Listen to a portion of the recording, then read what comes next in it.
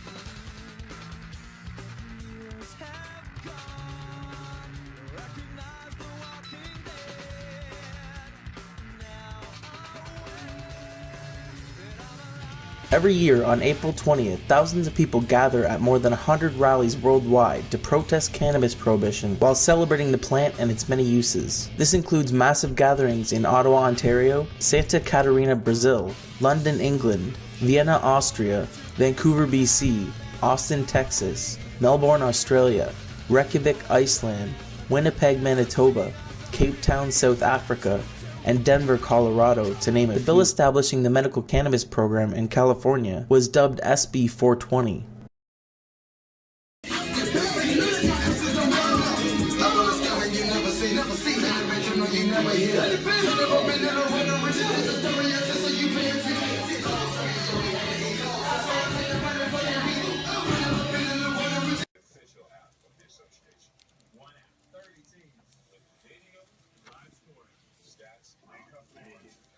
Damn, then they got the airplane going.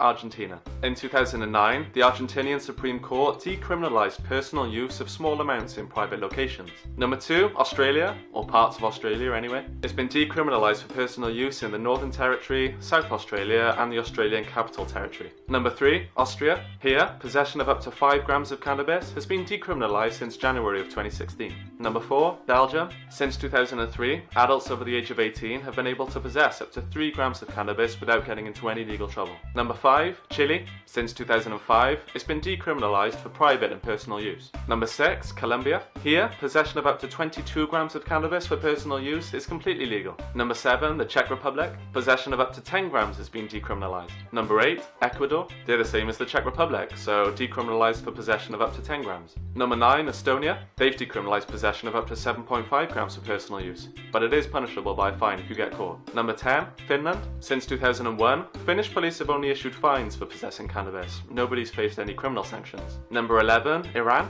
Police there won't deal with anything less than 15 grams of cannabis for personal use. Number 12, Jamaica. In February 2015, they decriminalized possession of up to 2 ounces of cannabis. Number 13, Malta. Here, possession of up to 3.5 grams is decriminalized. Number 14, Mexico. In August 2009, Mexico decriminalized possession of up to 5 grams for personal use. Number 15, the Netherlands. Cannabis products are sold openly here in what they call coffee shops, and possession of up to 5 grams of cannabis has been decriminalized. Number 16, Paraguay. Possession of up to 10 grams is decriminalized. Number 17, Peru. Decriminalized up to 8 grams. Number 18, Portugal. In 2001, Portugal became the first country to decriminalize the use of all drugs, including cannabis. Number 19, Russia. They've decriminalized possession of up to 6 grams. Number 20, Slovenia. Here, possession of any drug for personal use in small, one-time quantities has been decriminalized. Number 21, Spain. Consumption and cultivation of cannabis in a private space is legal. Number 22, Switzerland. Possession of cannabis has been decriminalized. Number 23,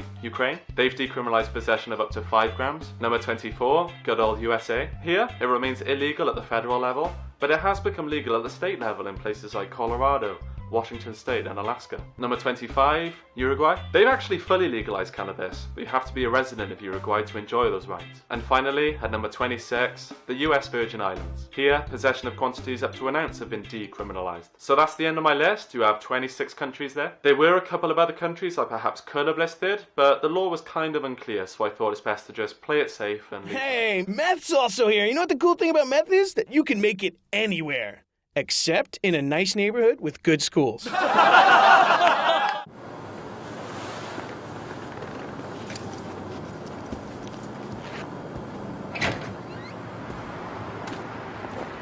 I love my boyfriend. We've been together since like 8th grade. He's my best friend. He takes care of me.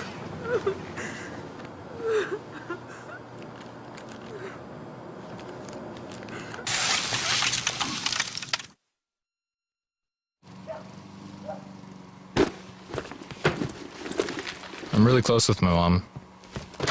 I always have been. John, what are you doing? Nothing. No, what is Nothing. going on? Leave me No, alone. stop. I No, said we leave me have to alone. talk to Just John. shut up. She's just always been there for me. No, please. No, you're gonna. I don't know. She's my mom.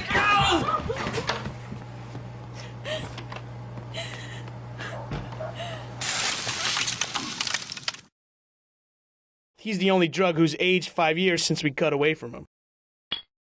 Oh, Jesus, even I couldn't make that look good. Well, guys, it's been a blast, and I look forward to seeing you all again at Andy Dick's Christmas party.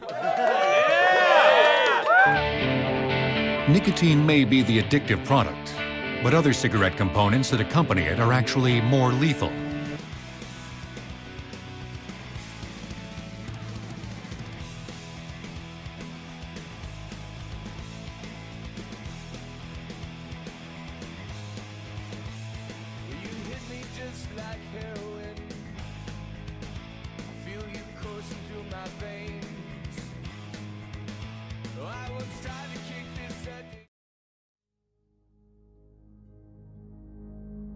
I was introduced to vaping when all the advertisements came out, when it became very popular. Saw the commercials for, people trying to show that these e-cigarettes were a healthier alternative. I just see my friends doing it around, outside. I definitely think there's a cool factor involved with smoking e-cigs.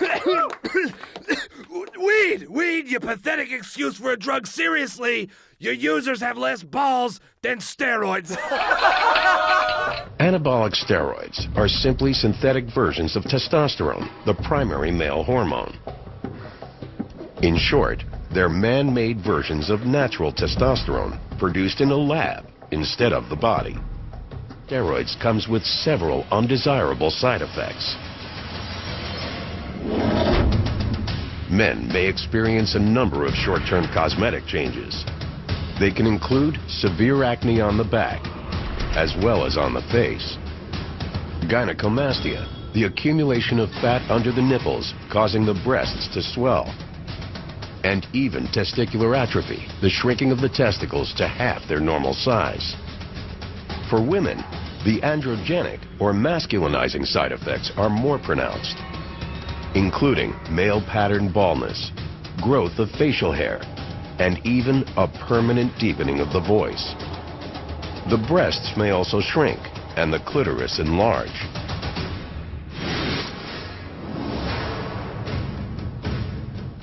On the outside, a steroid user might just look bigger, more masculine. But on the inside, doctors believe this could happen. One type of oral steroid has been linked to tumors and cancers of the liver. Others have suffered a rare condition called peliosis hepatitis, where blood-filled cysts form on the liver and can rupture, causing internal bleeding. Some studies also suggest that tumors can form on the kidneys, decreasing function. As the body loses its ability to filter the blood, toxins build up, leading to fluid retention, increased blood pressure, and eventually, kidney failure. But even more alarming is the effect of steroids on the heart. Steroids can dramatically alter cholesterol levels, increasing the risk of heart attack or stroke. While steroid users may look perfectly healthy on the outside, The inside can tell a different story. Steroids can also dramatically raise bad cholesterol, or LDL. This can cause a hardening of the arteries and a significant buildup of plaque along the artery wall. As plaque clogs the artery, blood flow is restricted. If left unchecked, it can cause a heart attack. Likewise, if any plaque breaks off, it can lodge in smaller blood vessels, causing a heart attack or stroke. And opium! How the hell did you hear about this? Telegram?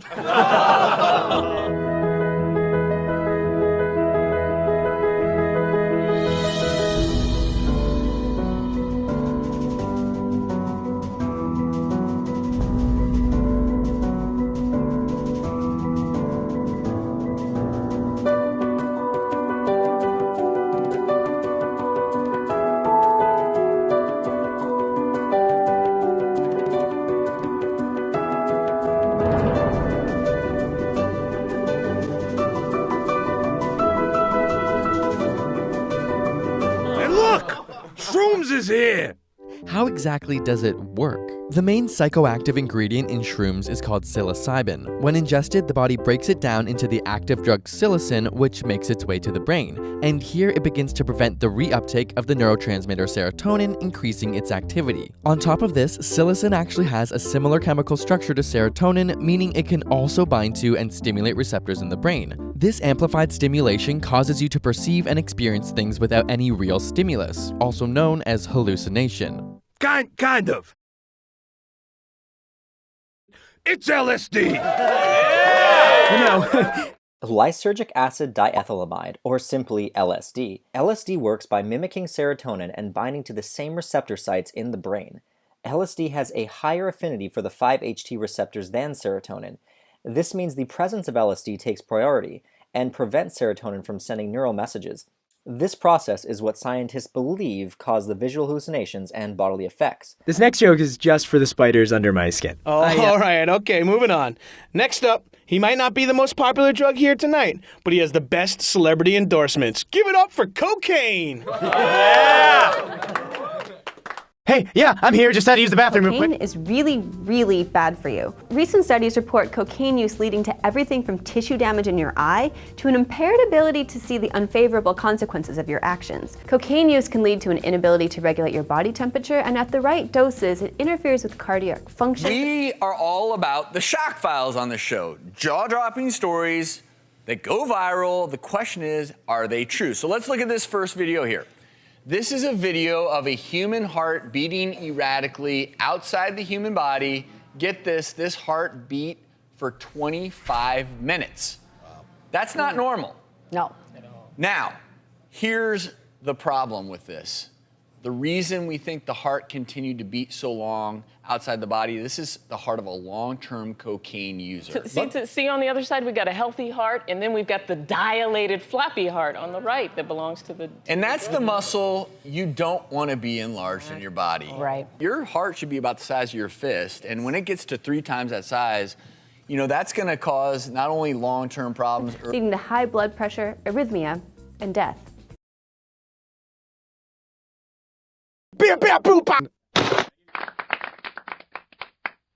Hey, what's up, everybody? It's me, Heroin. Heroin can be administered in different ways, but injection is said to be the most popular among addicts. Dopamine, a neurotransmitter which controls the emotions, travels along nerve fibers and through different parts of the brain. But when an addict becomes too accustomed to heroin, the brain gradually loses the ability to produce natural neurotransmitters, dulling the moods. Regular use of heroin can also lead to irregular heartbeat. Intake of heroin can also cause an abnormal accumulation of fluid in the air sacs of the lungs, a condition known as pulmonary edema. With unhygienic injections, heroin addicts are also susceptible to all 3 kinds of hepatitis.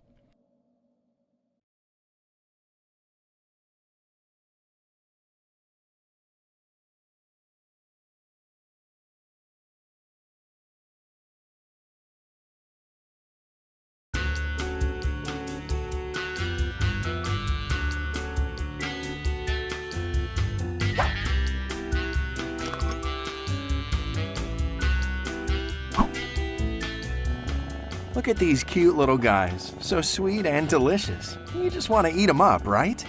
That's the problem. We consume so much sugar these days that it's killing us. Seriously.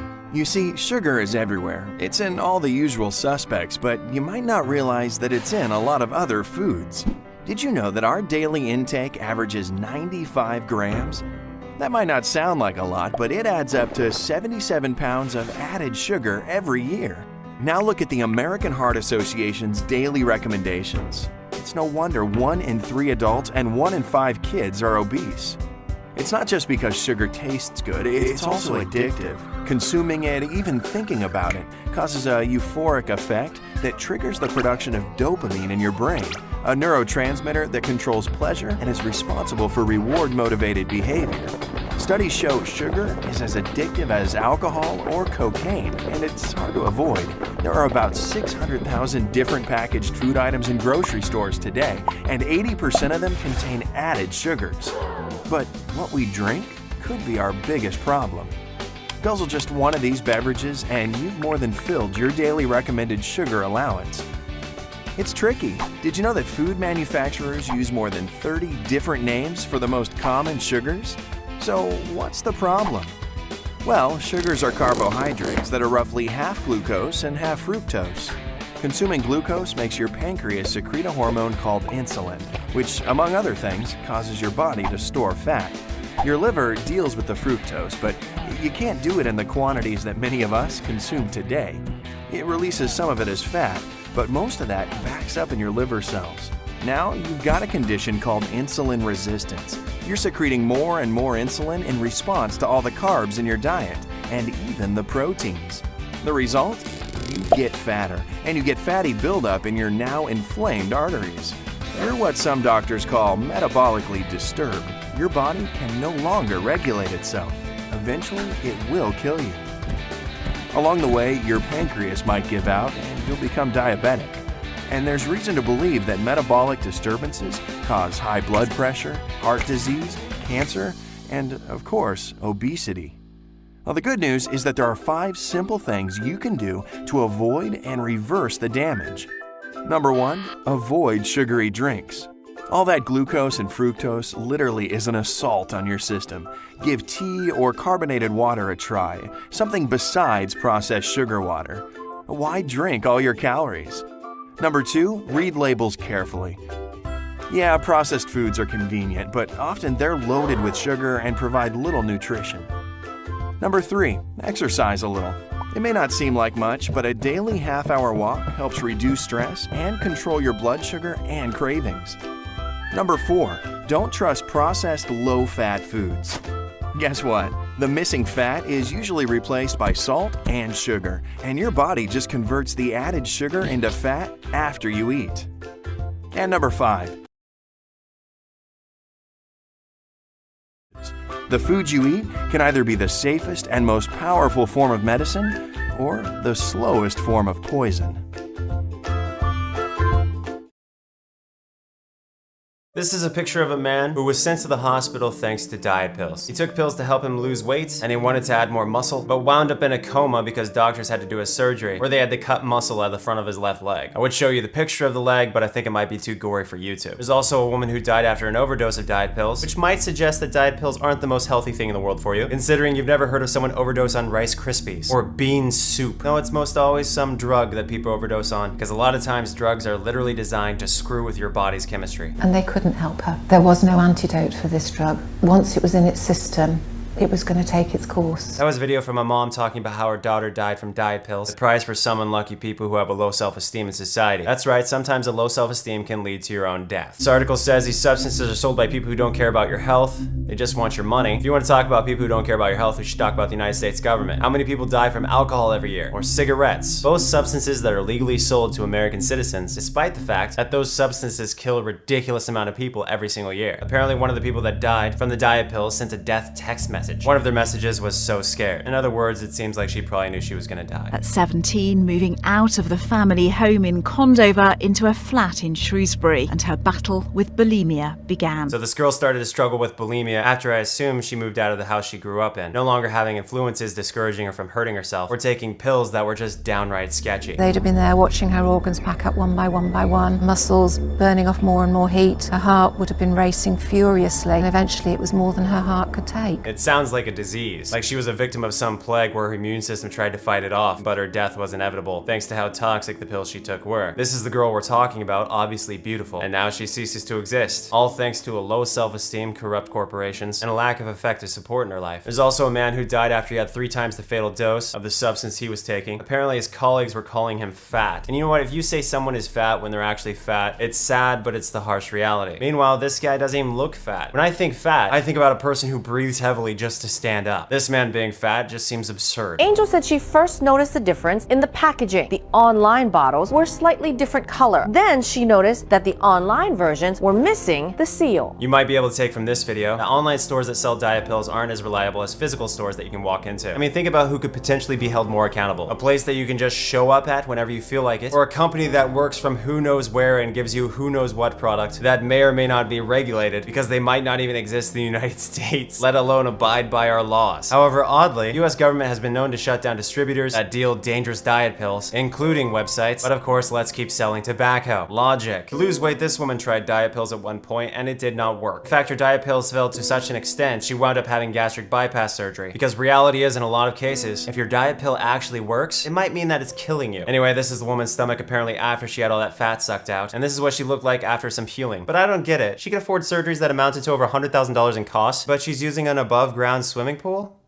What? Despite the dangers, some online distributors are still selling dangerous pills. In fact, even Amazon.com sells pills that have put customers in danger. Here's this person saying that they had the worst experience of their life. He said the last time they took the pill, they became weak and their head was pounding so hard that they thought they were about to die. This person says beware of your kidney health before taking them, because they ended up having to go to the hospital, their kidneys were wrecked, and they stayed overnight to get their kidneys cleaned off with life water. And this is a story about something you've probably heard about before, hydroxycut. So if hydroxycut is this dangerous to some people, you know, according to their own packaging, America's #1 selling weight loss supplement, imagine how dangerous the lesser brands could be. It looks like it says on one of the bottles, seemingly designed to consume, that it specifically states not for consumption. Okay, so what are the pills that are designed to swallow for? Here's a girl who suffered the lining of her stomach being ripped out and found herself chronically vomiting. Here's apparently the girl we're talking about. Someone who probably looks like a friend of you, the person watching this video right now. There's even a campaign to promote awareness about how dangerous diet pills are on certain campuses. Apparently diet pills have been known to increase the risk of heart attack and stroke. Diet pills can also trigger a potentially fatal disorder due to high blood pressure in the arteries of the lungs. There's also this torture you could go through. And which before after cases do we trust? This person seems to have lost almost no weight because of the diet pills. Question, was it worth risking your life? And we have images like this, which may or may not actually be associated with diet pills. And this image as well, found on a website that looks super sketchy. Side note, some diet pills can also potentially drive you completely insane. He'd been seeing her for the best part of 2 years and was about to discharge her. He said, you're through to the other side. You've made it. And then this happens. And then this happens. That person was talking about a girl who died just after a therapist had concluded that emotionally and mentally she had overcome some hardships. She was finally getting over her eating disorders, and allegedly diet pills killed her. Yet another beautiful girl taken from the world due to society's obsession with being thin. Translation of all this, if you're eating healthy and treating your body right, you're likely doing just fine.